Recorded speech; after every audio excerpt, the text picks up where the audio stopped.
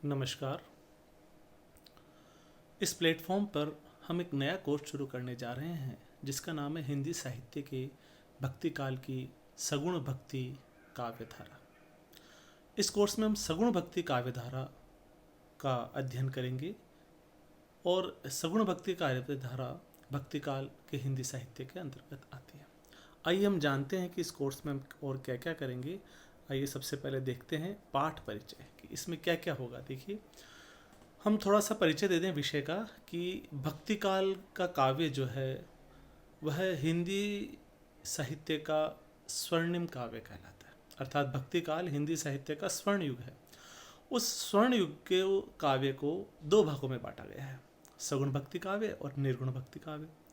सगुण भक्ति काव्य की विशेषता है कि यह सरस है, राग रागियों में इसका गायन है और इस सरसता के कारण ये बहुत ही लोकप्रिय है। सगुण भक्ति काव्य को भी दो भागों में बांटा गया है, राम भक्ति काव्य और कृष्ण भक्ति काव्य। राम भक्ति काव्य की विशेषता है कि वह प्रबंधात्मकता है, उसके अंदर लोक मंगल की भावना है, और कृष्ण भक्ति काव्य में मुक्तकों की छटा है, बाल लीला का वर्णन है। इसके अलावा भक्ति काल निर्गुण भक्ति काव्य में भी विभाजित है, जिसके दो उपविभाजन हैं, संत काव्य और सूफी काव्य। इस कोर्स में हम सगुण भक्ति काव्य पर ही ध्यान केंद्रित करेंगे और राम भक्ति काव्य और कृष्ण भक्ति काव्य, इन दो बिंदुओं में हम इस पाठ को, इस कोर्स को विभाजित करेंगे। आगे देखते हैं ये राम भक्ति काव्य और कृष्ण भक्ति काव्य का उद्देश्य क्या है। देखिए, अगर आप इस कोर्स को करेंगे तो आप सगुण भक्ति काव्य धारा के बारे में जान पाएंगे, जान सकेंगे। आप सगुण भक्ति काव्य धारा के प्रमुख कवियों के बारे में जान सकेंगे। आप राम काव्य और कृष्ण काव्य में अंतर और समानता बता सकेंगे। आप सगुण भक्ति काव्य धारा की विशेषताएं बता सकेंगे। यह इस कोर्स के उद्देश्य है। आइए हम बात करते हैं कि किन किन अध्ययन बिंदुओं पर हम चर्चा करेंगे। तो देखिए, हम इस कोर्स को दो भागों में विभाजित करेंगे। दो टॉपिक है, सगुण भक्ति काव्य के दो टॉपिक हम डिसाइड करेंगे, राम भक्ति काव्य और कृष्ण भक्ति काव्य। अब राम भक्ति काव्य पर चर्चा करते हैं।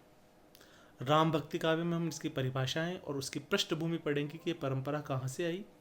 इसके बाद विशेषताएं, प्रमुख कवि और उदाहरण को देखेंगे।